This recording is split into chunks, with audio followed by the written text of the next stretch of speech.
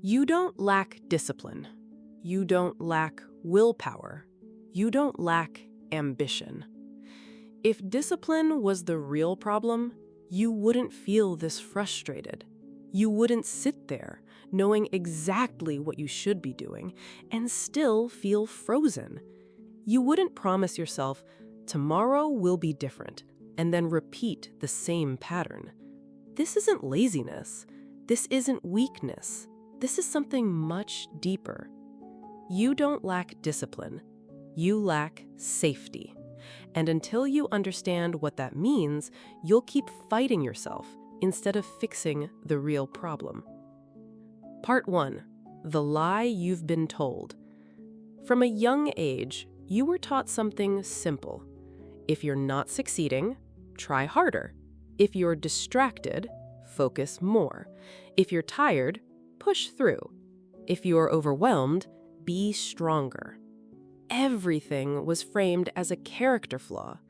So when you struggle to start, when you procrastinate, when you avoid, when you shut down, you don't ask, what's happening inside my nervous system? You ask, what's wrong with me? And that question slowly turns into identity. I'm lazy. I have no discipline. I just can't stay consistent. I'm not built for success. But here's what nobody explains. Discipline is not a personality trait. It is a nervous system state. And if your nervous system does not feel safe, discipline becomes biologically impossible. Part 2. Your brain is not trying to ruin you. Your brain has one primary job: keep you alive. Not make you successful, not make you productive, not make you impressive. Keep you alive. And it does that by constantly scanning for threat. Not just physical threat, emotional threat, social threat, failure, rejection, shame, embarrassment, judgment. If your brain perceives something as dangerous, even if logically you know it's not, it will shift you into survival mode. And survival mode shuts down long-term thinking. It shuts down creativity. It shuts down consistency. It shuts down discipline. Because discipline requires access to your prefrontal cortex, the part of your brain responsible for planning, focus, and self-control. But when you don't feel safe, your nervous system shifts control to older survival circuits. And those circuits don't care about your goals. They care about protection. Part 3. What unsafe actually means. When I say you lack safety, I'm not talking about physical danger. I'm talking about internal safety, psychological safety, emotional safety. For example, if success in the past led to more pressure, your brain associates achievement with stress. If making mistakes led to humiliation, your brain associates effort with shame. If being visible led to criticism, your brain associates progress with rejection. If growing up you had to be perfect to be accepted, your nervous system learned that mistakes equal danger. So when you sit down to work on something important, your body doesn't just see a task, it sees risk. And risk triggers protection. Protection can look like procrastination, overthinking, perfectionism, scrolling, sudden exhaustion, I'll start later, or complete shutdown. From the outside, it looks like lack of discipline. From the inside, it's threat response. Part 4. The freeze response nobody talks about. Most people know fight or flight. Very few understand freeze. Freeze is what happens when your nervous system feels overwhelmed and powerless. It's not dramatic, it's quiet. It feels like, I want to move, but I can't. You sit there, you stare at the screen, you know what needs to be done, but your body feels heavy, your mind feels foggy. You open another tab, you check your phone, you promise you'll start in 5 minutes. This isn't laziness. It's a regulated nervous system losing capacity. Your system is overloaded, and instead of pushing forward, it conserves energy. Because from a survival perspective, if you can't win, you conserve. That's freeze. And you cannot discipline your way out of freeze. You regulate your way out. Part 5. Why just be more disciplined makes it worse. Here's the cruel part. When you feel stuck, you attack yourself. You shame yourself. You compare yourself. You say things like, other people can do it. I'm just weak. I need to toughen up. But shame is a threat signal. Criticism is a threat signal.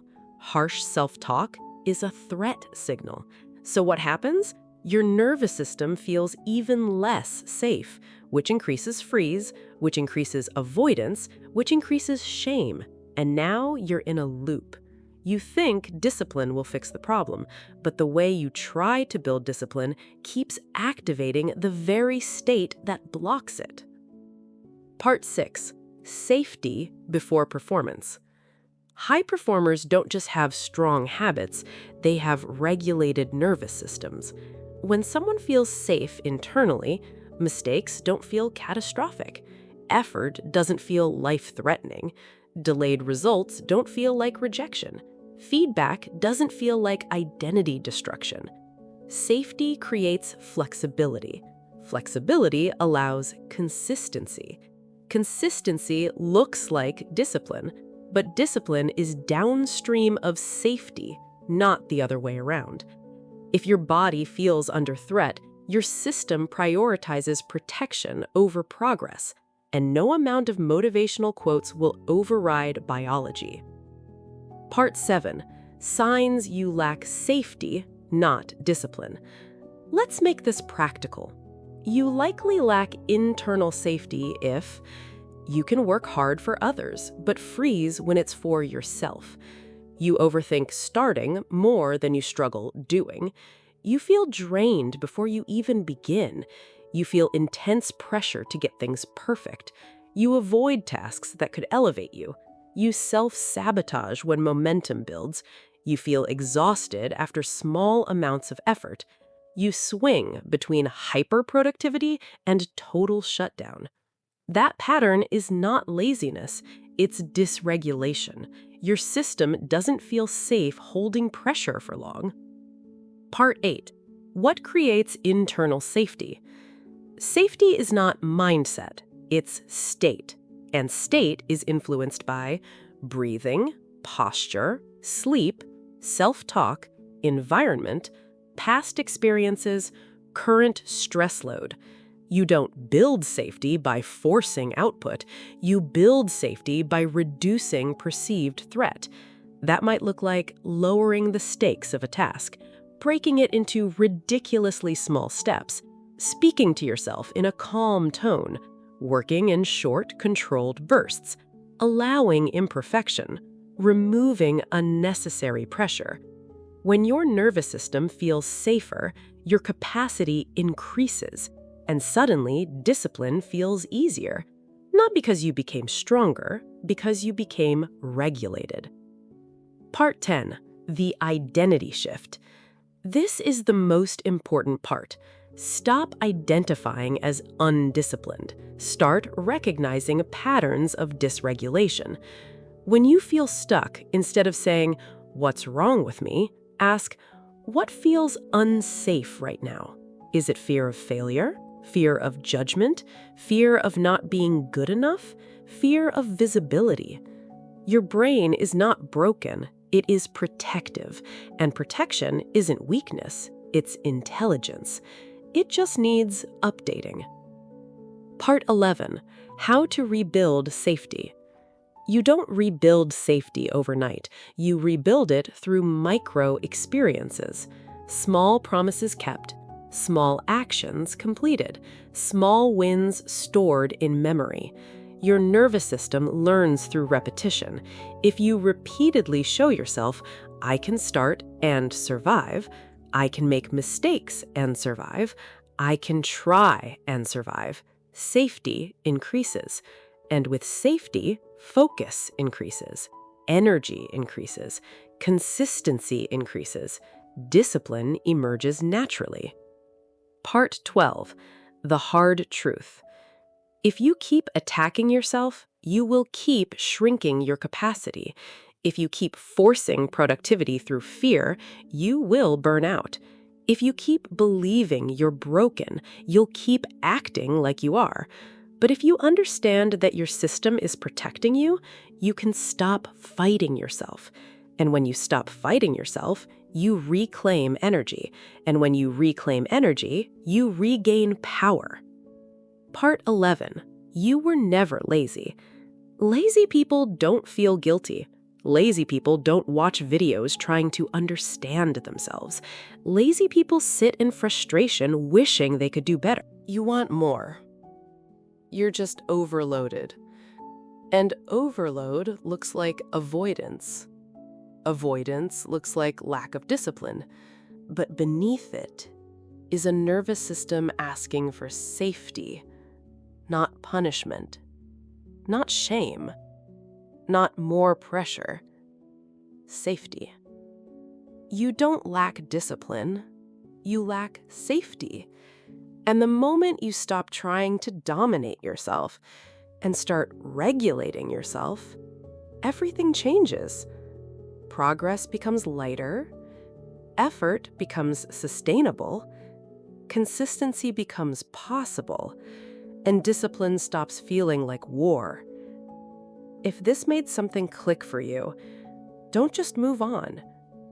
Notice where you've been attacking yourself and start there. Because you were never broken, you were protecting yourself. And now you can build from safety instead of fear.